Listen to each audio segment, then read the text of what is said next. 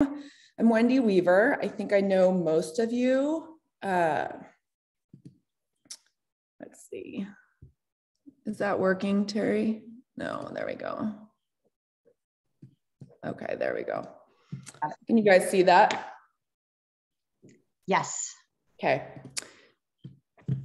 So yeah, I'm based in Livingston. Our office used to be in Bozeman a number of years ago, and we started out as Montana Aquatic Resource Services, MARS, which was formed about 10 years ago from the efforts of Trout Unlimited and Sacagawea, or the Audubon Society, DEQ, the Wetland Council, a number of others who saw Montana losing a significant amount of its wetland and stream function to development. So we were formed and have been working very hard in the mitigation world, and about 4 years ago started a lengthy rebranding, renaming process that luckily I came out somewhat alive from, and we are now Montana Freshwater Partners and really have learned to like the name and our branding. So I hope you guys all like it too. But we have essentially three main areas of our work, and the main program is our in lieu fee program, and that's a regulatory program with the U.S. Army Corps of Engineers, and many of you might be familiar with it if you're associated with a conservation district reviewing 404 permits or whatnot. Essentially, any impact to wetland or stream in the state has to be mitigated so that there's no net loss. And that's a requirement through the Clean Water Act. And so when there are impacts to wetlands and streams, we are an option for the permittees, whether it's a highway department, developers, railroad, oil and gas. They can come and buy credits from us. And we take that money and we essentially put it back into the ground with a project.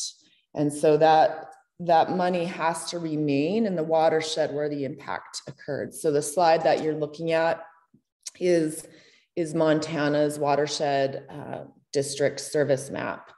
And it shows where the 16 watersheds are. So when an impact occurs, the projects go back into place. And we typically, when we get money from these credit sales, we go directly to the watershed groups. So for example, we are working with the Prickly Pear Land Trust in Helena on the 7 Mile project. We are working with the Clark Fork Coalition in Missoula on a project. We are working in the Bitterroot on the Teller Wildlife Refuge and a number of other areas. And so when we get that money, we go directly to the local watershed groups to see what projects they might have so that we can use that money to do restoration on the ground, to put back into place any of the wetland and stream function that was lost. So this map shows where we're working right now as far as our in lieu fee program goes. And we can come back and ask questions about that. We do, as Kristen mentioned, we've had some conversations with her up at Big Sky. We are also working with the Sacagawea Audubon Society in Bozeman to help them develop a mitigation bank to prevent wetland loss from the rapid expansion in Bozeman as well. So outside of our in lieu fee program, we can also help with those sorts of things. And the other thing I'll talk about briefly is our channel migration easement program. And really what we're trying to focus on is how can we protect Montana's riparian corridors through channel migration easements.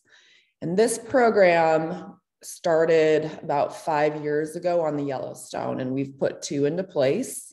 One is in Sydney and one is near Forsyth. And essentially what this program does is it protects a channel migration zone where the river floods in perpetuity. And that's typically through a conservation easement or some type of deed restriction. And we compensate those landowners so that they can when the river floods and it comes up, they're not fighting it any longer. They are letting it move across its floodplain. So it maintains the natural function that those rivers need to be healthy and survive. So this is actually a picture from the summer. As all of you are probably experiencing the challenges of seeing one another face to face and working together as a team within your organizations, we decided to spend 3 days on the river this summer as a staff and do our team building, and also go out and monitor one of our channel migration easements near Forsyth. So not only did we get to spend some time together outside, we were able to spend that time seeing our work from the view of a boat, and it was really great. So we're trying to be creative in how we maintain the connection within our organization as well, and also to still try to get out and meet with landowners and kind of do the outreach of our work. So that's super quick. I'm going to stop talking because I'd really like to open it up for some questions, and we can have further conversations about anything that I've talked about. So.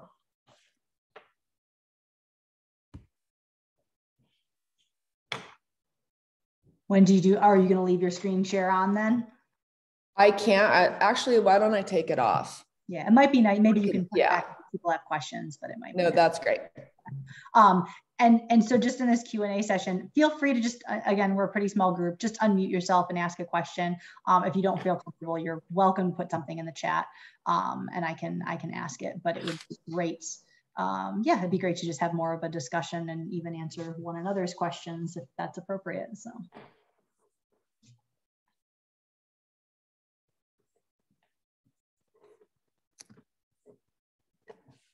Questions? I'd have a, yep, go for it. Yeah, I was just wondering, Wendy, how, is there an approval process by the Army Corps for the projects that you take on for the in lieu fee program, or how does that all work? Mm-hmm. Yeah, that's a great question. It's what I would say is not a simple or straightforward review process. There's an 11-step outline of all the different steps you have to go through, either for a mitigation bank or our in lieu fee projects. And it typically includes several public notices, different stages of plans and development of what your project is, and review. So that typically well, I guess it normally takes, I don't know, anywhere from 2 to 3 years to really get through that whole process with the Corps. Okay. And it's not for the weak at heart either.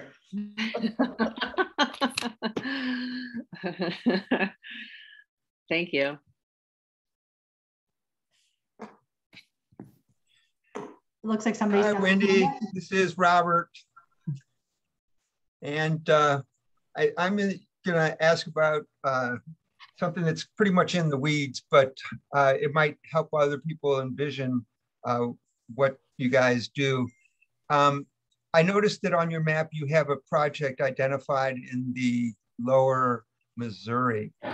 And I'm familiar a little bit with the background on that project, and was wondering about the status of how that, if there's been an agreement that's made with the tribe as well as the property owner for that project in the lower Missouri area. Yeah, so Robert, is that Robert Ray? Yes, it is. Oh, okay, I'm just trying to, you're up as John Alexander. Yeah, I'm not quite sure how that happened. I probably won't drag us into the weeds too much on that. What I can say is we are not working with the tribe on a project up there. We tried a number of years ago to go down that path, and we are actually working with a private landowner right now and actually thinking about acquisition for project up there. So that's still ongoing to be determined. The lower Missouri has been one of our most challenging watersheds in the state to work in many, many ways. So We're still Yeah. figuring out that one. And then for people like Kristen had asked about the project, the process, as Wendy said, it's not for the faint of heart. I mean, some go through easier than others, but some can be a long, involved process.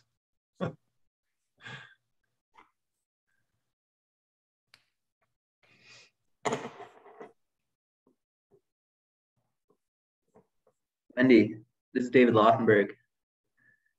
David? Hi. I don't think I still don't understand the larger conceptual framework for the In Lieu program. So for instance, are these opportunities tied to, I guess, subdivision development or types of development where they're displacing wetland? They've gone into a deal with the Corps that says, hey, look, we will bank wetlands elsewhere. We need someone to do that. And then you folks step forth and help them essentially find wetlands that could be re-engaged or restored to help offset their footprint. Or I guess I don't quite understand yet how it works. Sorry. No, that's great. And that's a really great question. And I always joke with my board when they hired me, because it took me like 2 years to even understand what compensatory mitigation even meant. So well, I'm not yet at the 2-year mark even. So yeah, no, it's not a simple thing. Right. So I guess how I can describe it is through the Clean Water Act, there's Section 404 permitting. And within that regulatory requirement, the Army Corps of Engineers has a hierarchy for mitigation. So there are thresholds for impacts to wetlands and streams. So if you impact river stream over 300 feet, you have to mitigate. And if you impact wetlands over, what's it, an eighth of an acre, I forget, eighth of an acre, you have to mitigate for wetlands. And so when you have to do that, there's a hierarchy within the rule. And there's 3 ways you can mitigate. The preferred way to mitigate is through a private mitigation bank.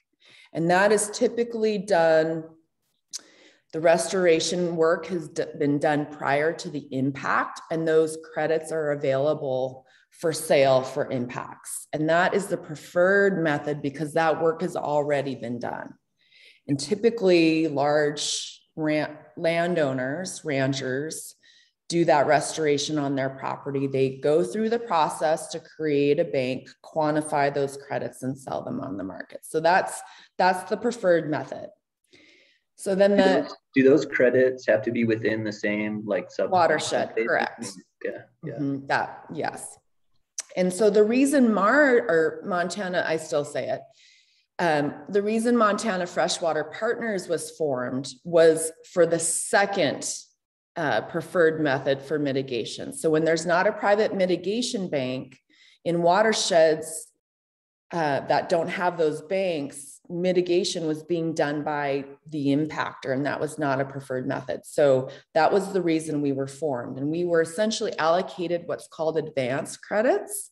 And so the Corps gave us a number of advanced credits in these watersheds so that, let's say I'll use the Department of Transportation, when they have a project and they need to purchase credits, they can come buy them from us in advance. And then we take the money and we have 3 years to implement a project.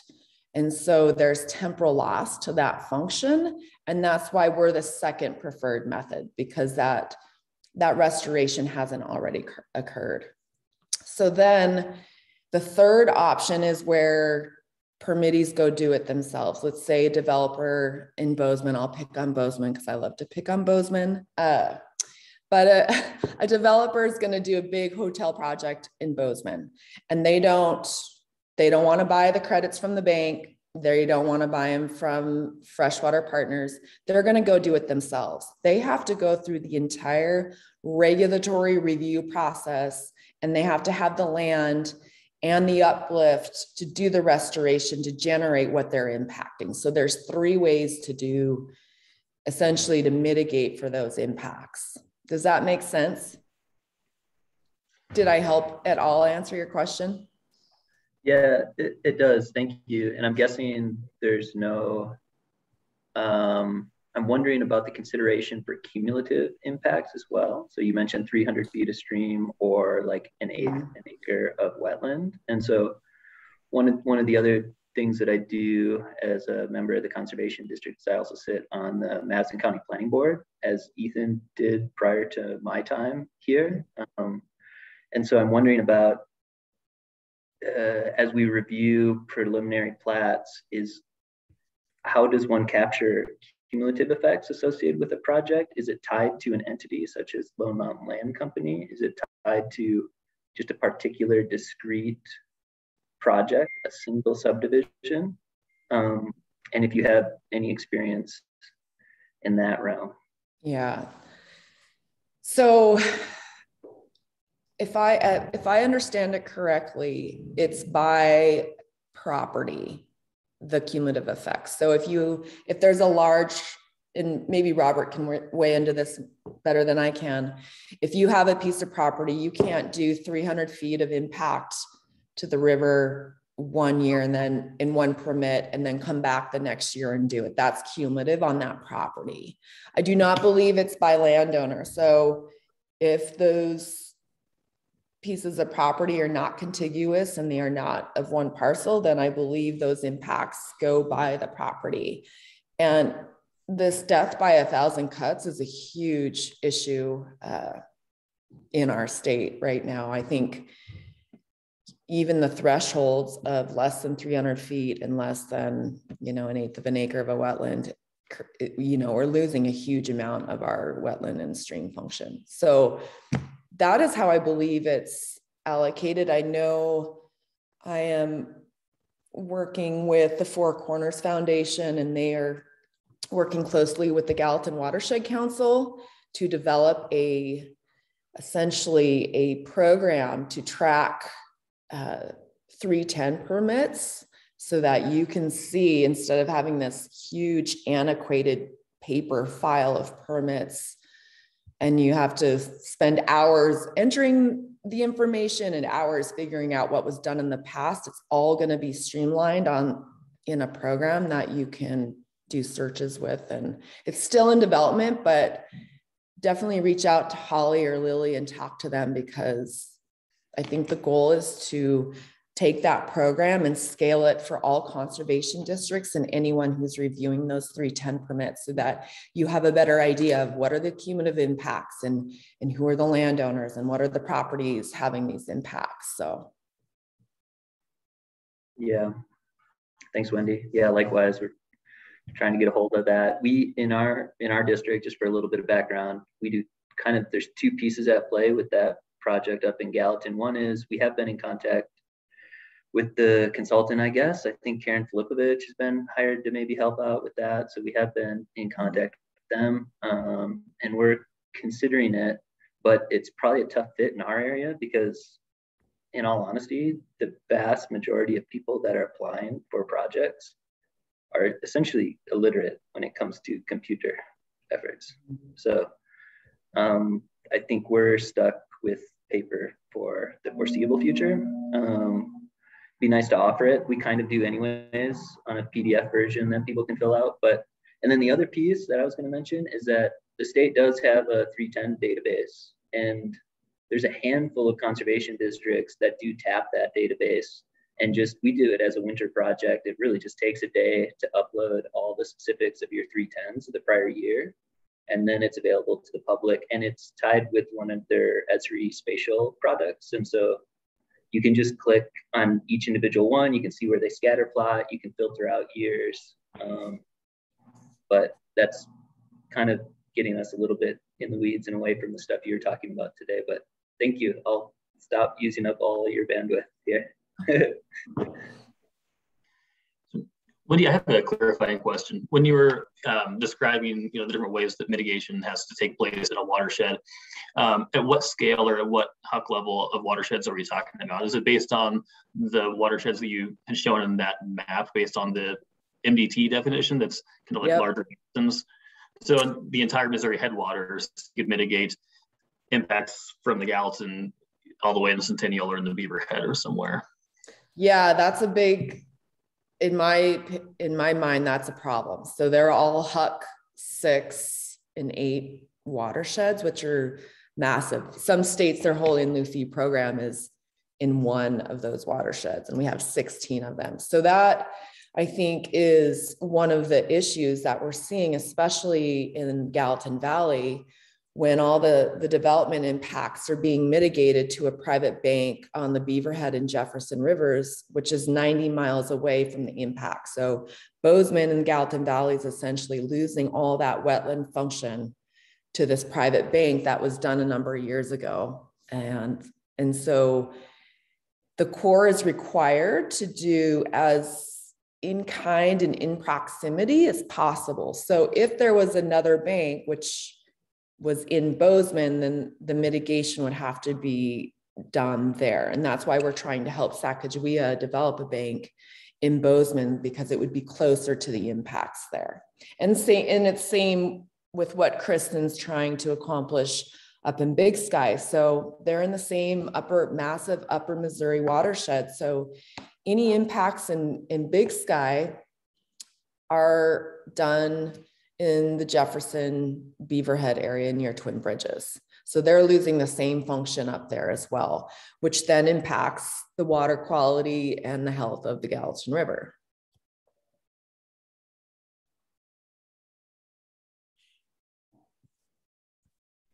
What would it take to change the definition of watershed? Is that like federal legislation or state or? No, it's definitely, it's been adopted by the Army Corps in our region. I don't actually know what it would take to do that. And that has its challenges too. But yeah, I don't know, Robert, if you can weigh in on that. Robert sits on the IRT, our interagency review team with the Army Corps of Engineers. At least I used to. Used to. So yeah, I don't know, that's, and I don't know. It was agreed upon by the region that Montana's sub-watershed proposal, which I think originally came out of the MARS program, and was included in the agreement between the Corps and MARS, that here are the watersheds that we're going to allow mitigation banking with MARS to occur in. I think it would be a big lift for the Corps to redefine watersheds, other than if there were existing private banks. And as Wendy said, if there was a private bank that was closer by, the Corps would very likely require a permittee to work with that bank as opposed to the larger sub-watershed. Something that was mentioned a little bit earlier that I think is real problematic is cumulative impacts. There's only been one cumulative impacts assessment for the 404 program in the state of Montana, and that was on the Yellowstone River. And it was a huge process. It did result in what's called the Special Area Management Plan that was developed by the Army Corps of Engineers to address cumulative impacts associated with riprap along the Yellowstone River, which was being done at a significant rate. And public comment on a number of different riprap projects resulted in the Corps saying, you're right, there needs to be a cumulative impacts assessment, and they help pay for that. And so they have a special area management plan that was developed with the Yellowstone River Conservation District's councils to try and manage that riprap concern. But there's a lot of other cumulative effects. I think that the Gallatin River is a good example of that, where really it hasn't been managed very well.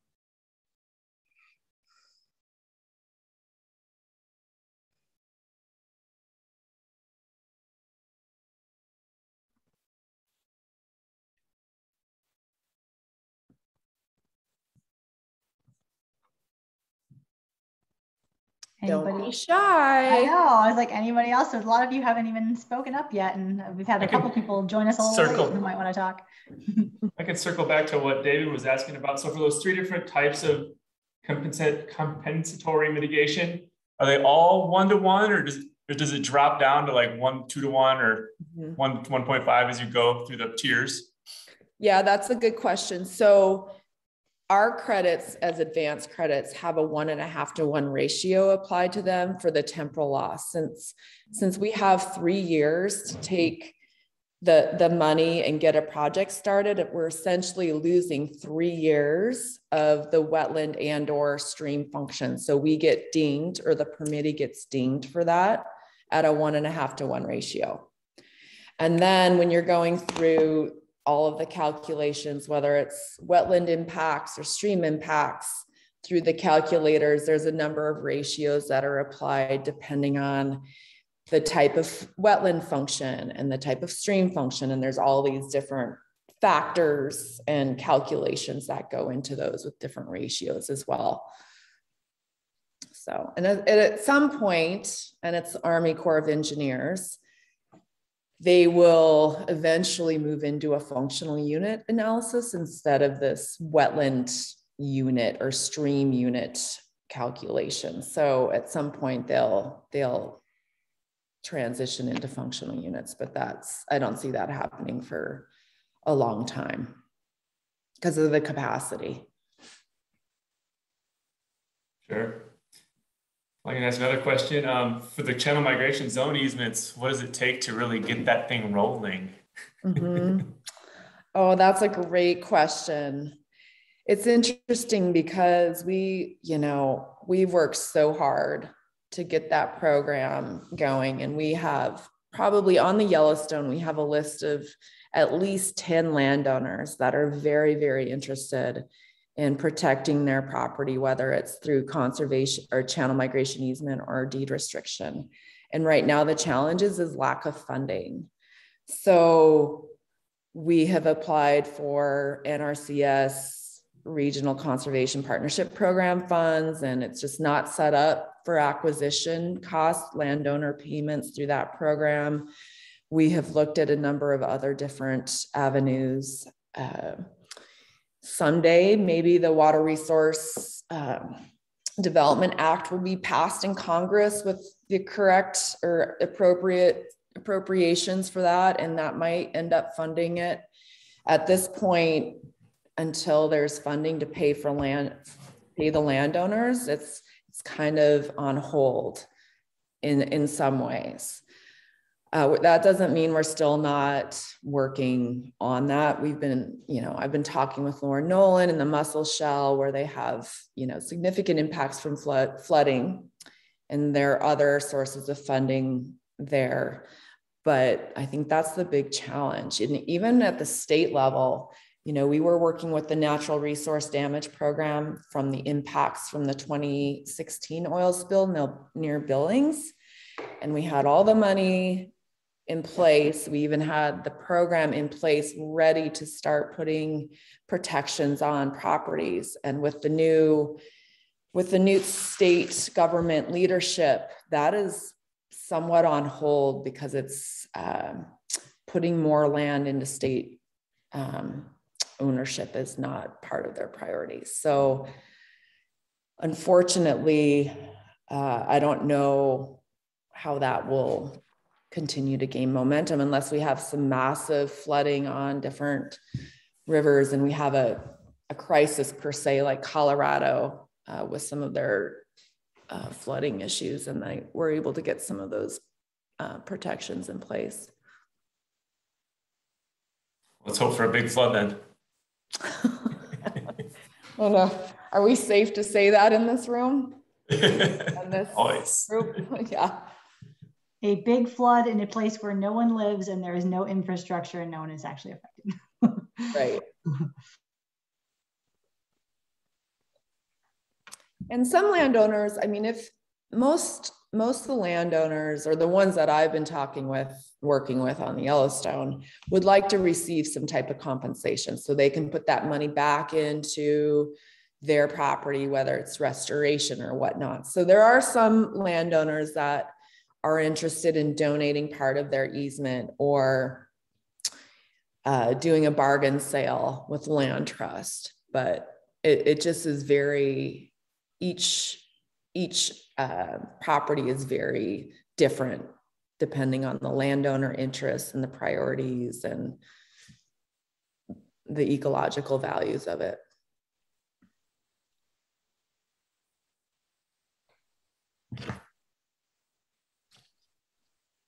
So the other thing I might mention too is we are also trying to work with watershed organizations that might need help in different planning areas. And so our recent project we're going to start on next year is working with the Upper Yellowstone Watershed Group to essentially do what we're calling a project prioritization plan. And what we're trying to do is essentially pull together all the different types of projects that support watershed health, whether it's soil health, water quality, looking at what opportunities for beaver mimicry type projects, channel migration easements, anything that will support the health of that watershed, we're going to try to quantify and get put into, scope, budget, who are the people that need to make it happen so that we can try to find funding to implement those projects. And one of the challenges in the Upper Yellowstone that we've experienced, and that group's been very well organized, great engagement. It's been super collaborative with landowners and different organizations, as we haven't really had the capacity to pull this stuff together in a cohesive way. So we are hoping to try to take the next year and really get those different projects put together in a way that could be funded. So we also do that type of work in other watersheds as well.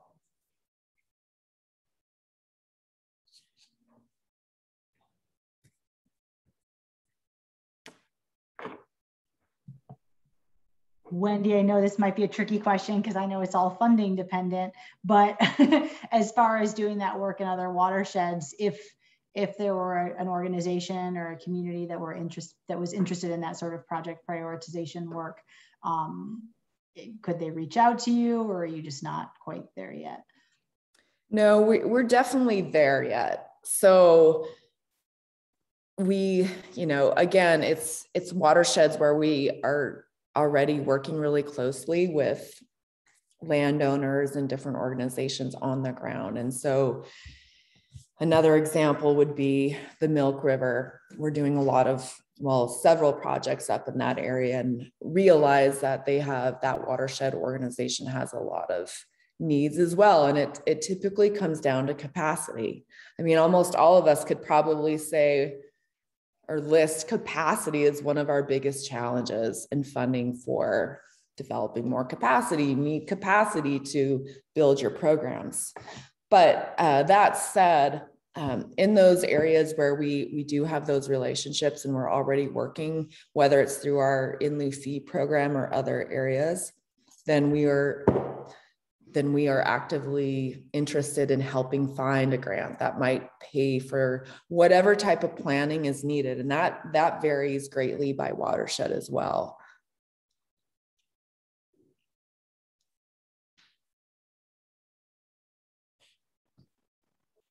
I don't really have a question so much as just a comment, or, just something to be thinking about. But, with the passing of the infrastructure package, that's going to have billions of dollars going toward natural resource management. I think, for any watershed that has any kind of these, prioritization plans in place where you have, these concepts already developed, so that you're prepared or situated to be able to apply for these funds when they come available. I mean, I think that's a huge benefit for any groups, any watersheds that have anything like this right now. And, I think, we want to really start engaging all of our state level partners, agencies, to try and help support watershed groups right now in developing some of these projects, prioritizations, or just project, conceptual designs whatever it might be, whatever it's going to take to make Montana's watershed groups or local collaborative groups eligible for this funding as it comes available. I think we should all be prepared for this windfall of funding that's going to come our way in the next 5 years. That's a great point. It was almost, what was the big recession funding package? When was that? 12 years ago. It was the shovel-ready projects that were funded. And so, that was the buzzword, got to get shovel ready so you can apply for that funding. And essentially that's what we're trying to do, because I think most of you can agree, just getting everything on paper on what it takes to do a given project is a big lift as well. Understanding what the scope is, and is there design involved, and the a budget to go with it, and a timeline. All that stuff takes time to put together. And so I think the more that we can start to think about what those types of projects are going to be, so we're ready for that, I think is going to be really important. And knowing too, it's always a crystal ball, but when, any infrastructure funding comes into play, our program is based on impact. So if there's going to be more infrastructure being built, there may be more impacts to wetlands and streams, which means there could be more funding for restoration projects in the different watersheds where those occur. And that's when we really rely on our partners to help us understand what is the best project in your watershed for this funding. And that's where we've always been a little misunderstood, is we are out also typically have a lot of funding to do restoration projects. In some watersheds, it's really easy to find those projects. And others, like the lower Missouri or the Milk, it's a lot more challenging to find those projects. So keep that in mind as, in the next year or two, when those impacts start to occur, we really rely on our partners to help us figure out where we can do those projects and use those dollars. I think you make a great point on kind of the need for planning and getting these things to, conceptual design and down the design path. I think it's worth emphasizing too, that that's an iterative process, right? We're never really done planning. I'm sure that folks have worked in TMDLs and WRPs over the years will agree with, right? Things continuously, as you get rolling, you continuously need to kind of relook at it, take the next step, build on what you've done already. Mm-hmm. I know there's not all, getting projects, design funding is hard, but even, getting planning funding is even harder. Right? Right. Yeah, it's a great point.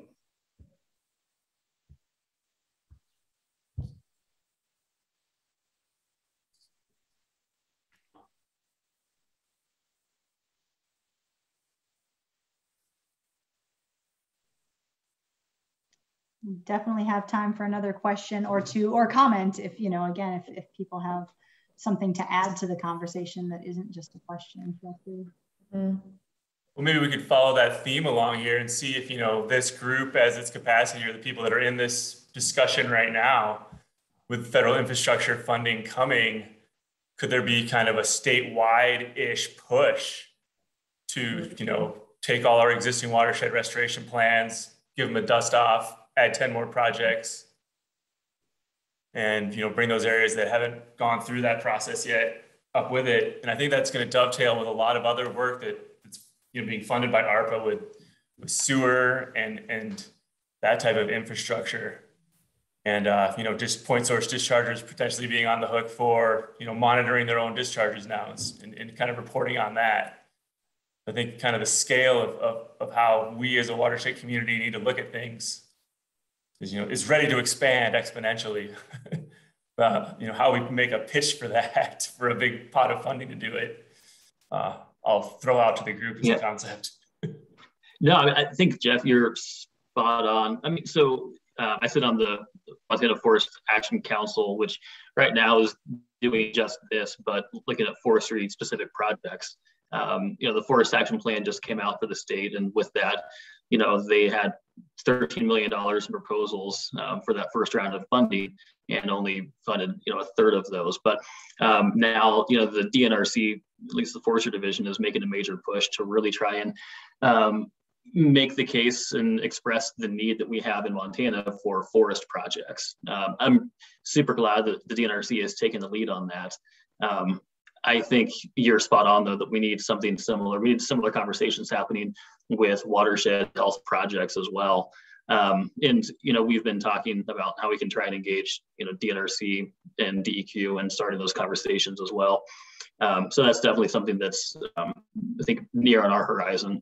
And I'm not really sure how we don't have the same type of infrastructure in place for these types of watershed health discussions that there are for more of the forestry conversations that are happening right now.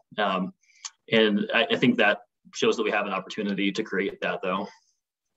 Yeah, could we put together a letter of some sort, just making a strong case for how important watershed related work is, and tap into the study that Headwaters did, you guys presented, Ethan, a few years ago on the economic benefits of restoration, and how, all the numbers that go into that, because I know at least through Gianforte, he sees the numbers and the dollars and how that supports the economy. And so could we send a strong statement to him and others that this is important? We're here, we have all these needs, and it actually supports our economy in these certain ways.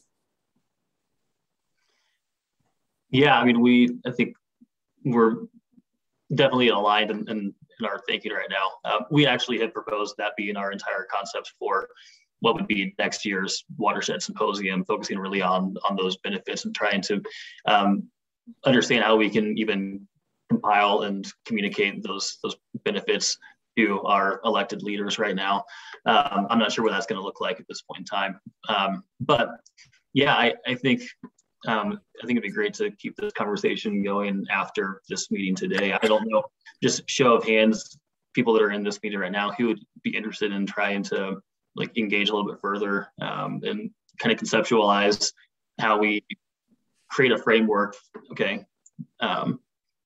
So Wendy and Kristen and Jeff and David. Yeah.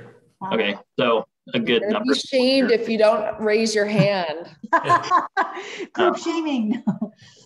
Well, it's an interesting point too, the forestries may be ahead of, say, watershed type work, even though they're obviously part of a watershed. But maybe, I put out that, it's because there's ownership there, and or there's the state mechanism to manage the state lands. Whereas all the work we're trying to do is on a conglomeration of landowners, often private, smaller parcels, valleys. So what leverage do we have, right? It's like, okay, you got great ideas. We got more problems in Montana with our rivers than we could possibly ever fix without an Army doing this. But how do we, bring the public along with that and get that kind of, community partnership? I know there's great examples in the state, where that, groups like the task force or, Clark Fork Coalition have put together some of that stuff. Yeah, and I would be curious, engaging DNRC, DEQ in these conversations, what kind of skin do they have in the game where there's some bit of regulatory authority? Like you were just saying, Jeff, there's not that necessarily the ownership there with federal state lands, and then a little bit of private just mixed in with that. So a different buy-in, but I'm just curious what kind of buy-in we might see from the, DNRC card, water resources, and also within DEQ as well, how this has alignment in their directives and in their objectives as well, and how we could get at least some agency support in this too.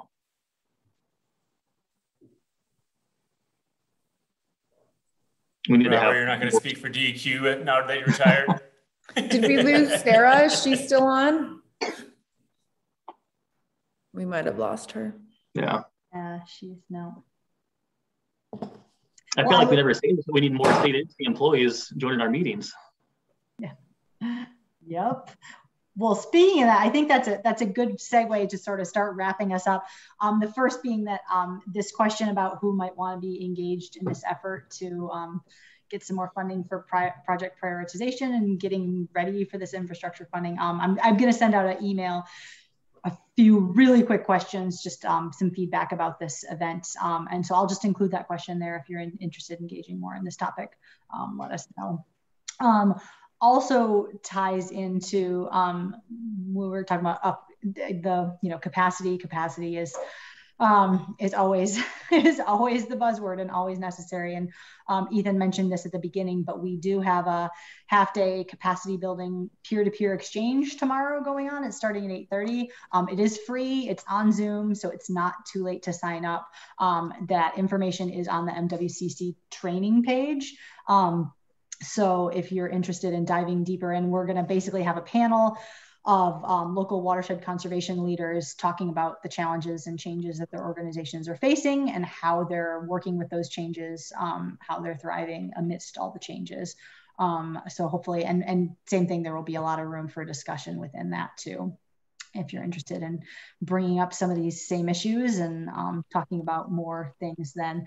And as far as these lunchtime conservation conversations, we are going to be doing these monthly. We're going to skip December for lots of reasons. I'm sure we're all pretty busy this time of year, but we will be restarting them in January. We've got a few potential topics on board, but you'll be hearing more about that in Watershed News. So stay tuned for those. And that's part of the reason I'll be sending out that email with that really quick survey, just trying to improve these and make them serve everybody's needs as best as possible as we go forward with them. And that's all I've got. Ethan, did you want to say anything else, or Wendy for that matter? Just a final parting thought. Well, I want to thank Wendy for joining us, and maybe also make a proposition to the group based on the interest in and also the timeliness of this discussion on infrastructure. But maybe that should be the theme or the topic that we have for the next conversation. Bring in someone who can actually present on the allocation of funding to the different agencies and where that money is anticipated to go, but then also have discussion afterward within this group of people that are attending on how we can prepare ourselves and kind of situate ourselves for some of this planning to have some of these projects that can be eligible for this funding. That's a great idea, Ethan. I like that a lot. Okay. Yeah, we can, if anyone happens to run across someone who's, familiar with the funding proposal, or at least the way the funding currently is supposed to be, allocated and divvied out amongst agencies, let me know. I know I attended a presentation about a month ago when everything was still in a draft form. So I could reach out to that person to see if they could present on the newest version of the bill that's passed. But let me know if you have suggestions or ideas for people that could present on that.